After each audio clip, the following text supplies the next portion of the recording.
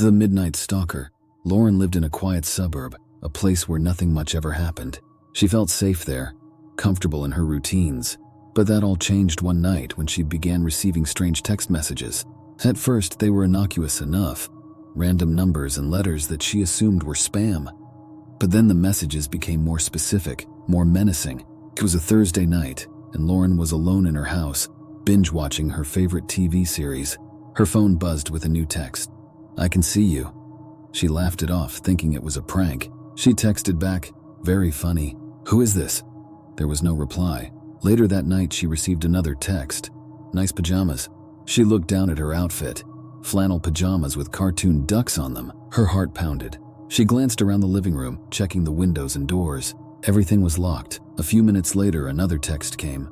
"You're all alone." Panic set in. She called her about the texts. Jenna tried to reassure her. "It's just someone messing with you. Don't let it get to you." They talked for a while until Lauren felt calmer. She decided to call it a night and went to bed. Around 3 a.m., Lauren woke up to the sound of her phone buzzing. She picked it up, and her blood ran cold at the sight of the message. "I'm inside the house." She could hear faint creaking noises coming from the hallway. She texted Jenna again, but there was no response. Desperate, she grabbed a baseball bat from under her bed and quietly tiptoed toward the noise. She peeked into the hallway and saw nothing. She checked the living room and the kitchen. Still nothing. As she turned to head back to her bedroom, she saw a shadow move across the wall. She swung the bat wildly, hitting nothing but air. Her phone buzzed again.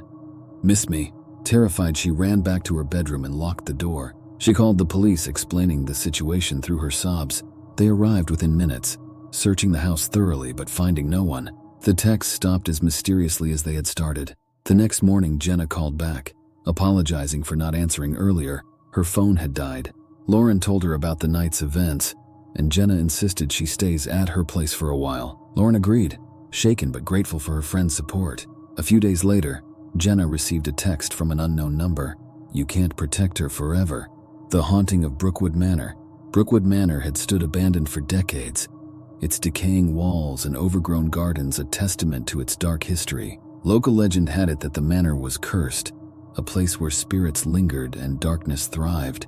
When a group of friends, Sam, Lisa, Tom, and Emily, decided to explore it one night, they dismissed the warnings as mere superstition. The night was moonless as they approached the manor, flashlights flickering in the oppressive darkness. The air was thick with an eerie silence, broken only by the crunch of their footsteps on the gravel path.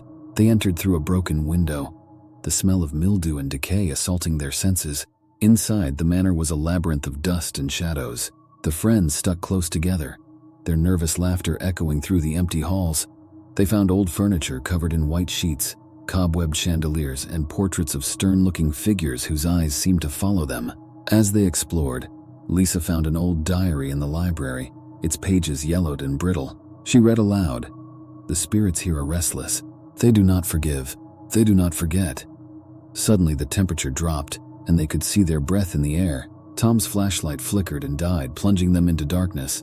A cold breeze swept through the room, and they heard a whisper, "Get out!" Panic set in. They tried to find their way back, but the manor seemed to have changed. The hallways they had walked through minutes before now led to dead ends or unfamiliar rooms. Emily felt a cold hand grip her arm. She screamed, but there was no one there.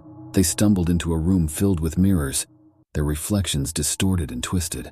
In one mirror, they saw a shadowy figure standing behind them, but when they turned around, there was no one there. Sam suggested they split up to find an exit faster, but as soon as they did, the doors slammed shut, separating them. Lisa heard Tom's screams echo through the halls, but when she found him, he was alone, trembling and incoherent, his eyes wide with terror. Lisa and Tom found Emily in the ballroom, standing in a trance-like state, her eyes fixed on an old, cracked mirror. "She's coming," Emily whispered. A spectral figure emerged from the mirror, gliding towards them. They ran, the ghost's wails echoing in their ears. They finally found the broken window and scrambled out, their hearts pounding. Once outside, they looked back at the manor, now silent and dark. The air felt lighter, but the terror lingered. They vowed never to speak of that night again, but each of them was haunted by nightmares of the spectral figure. Brookwood Manor had left its mark on them, a reminder that some places should never be disturbed. The Watcher in the Woods. Ethan loved hiking, and often ventured deep into the woods to find solace from his hectic life. One autumn weekend, he decided to camp in a remote part of the forest, far from the well-trodden paths. As he set up his tent, he felt an inexplicable sense of being watched, but he shrugged it off as paranoia. That night, as he sat by the campfire, he heard rustling in the underbrush. He shone his flashlight but saw nothing. The sounds continued, growing closer and more frequent. He called out, thinking it might be an animal, but there was no response. The night was eerily silent except for the rustling. Around midnight, he heard a low whisper, "Ethan." His blood ran cold. How could anyone know his name? He convinced himself it was just the wind and went to sleep.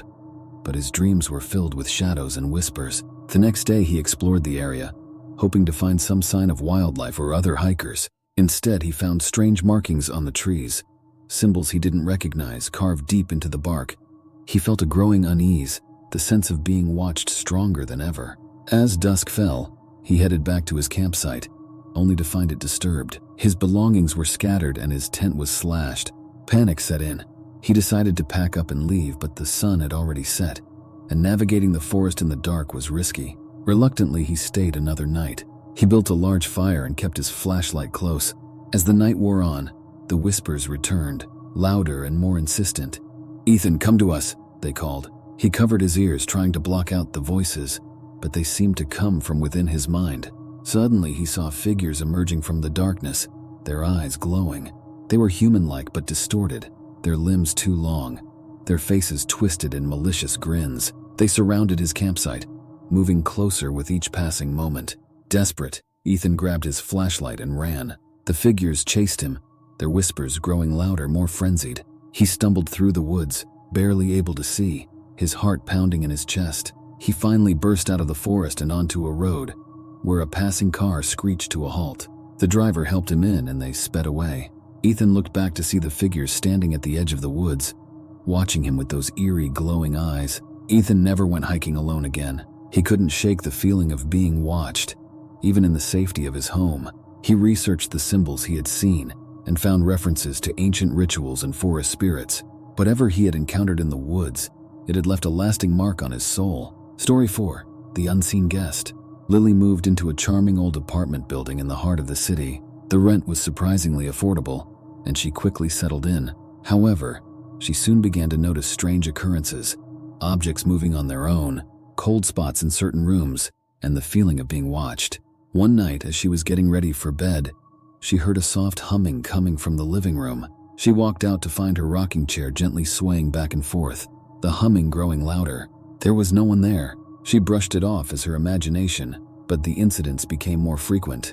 Doors would open and close by themselves, and she would wake up to find her furniture rearranged. One evening, she returned from work to find the words, "Get out," written on her bathroom mirror in the condensation. She called the landlord, who admitted that previous tenants had also reported strange activities, but had no explanation. Determined to uncover the truth, Lily set up cameras around her apartment. For the first few nights, nothing unusual happened. Then one morning, she reviewed the footage and saw a shadowy figure moving through her rooms. The figure seemed to be watching her as she slept, its form barely discernible but undeniably there. She showed the footage to her friend Mark, who suggested bringing in a paranormal investigator. The investigator confirmed the presence of a restless spirit, one that seemed particularly attached to Lily. They conducted a seance to communicate with the entity. During the seance, the spirit revealed itself to be the ghost of a woman named Margaret, who had lived in the building decades ago. Margaret had been murdered by her lover in what was now Lily's apartment. Her spirit remained trapped, filled with anger and sadness.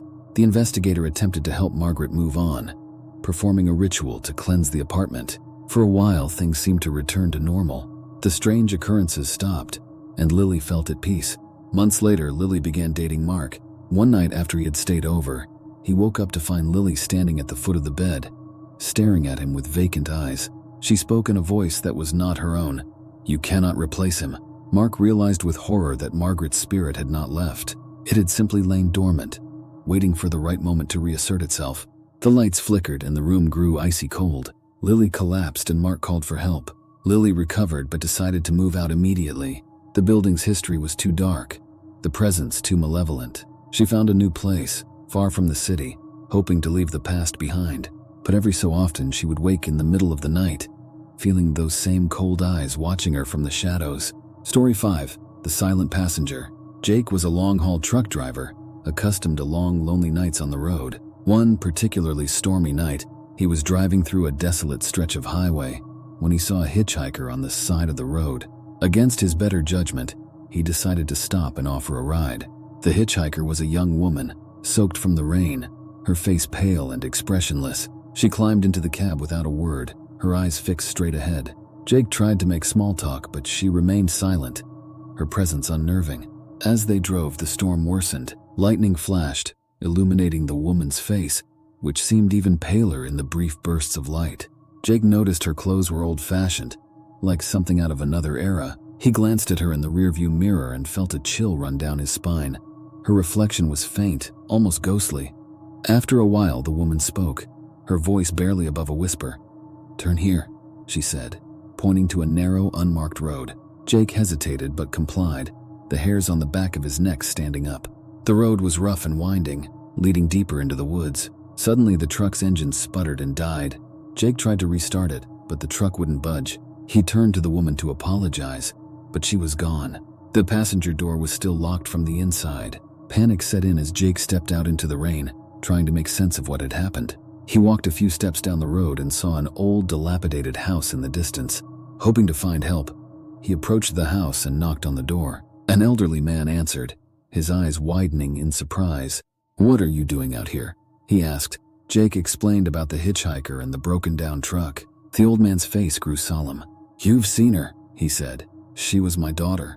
She died 50 years ago, hit by a truck on this very road. Some say she still wanders looking for a ride home." Terrified, Jake hurried back to his truck, the old man's words echoing in his mind. As he climbed back into the cab, he saw the hitchhiker standing on the road, her eyes locked onto his. She raised her hand and the truck roared back to life. Jake didn't question it. He drove as fast as he could, glancing in the rearview mirror to see the woman fade into the darkness. Jake never picked up another hitchhiker again. He couldn't shake the memory of that night, the pale woman and her eerie silence. Every stormy night he felt a chill, half expecting to see her standing by the roadside, waiting for another ride.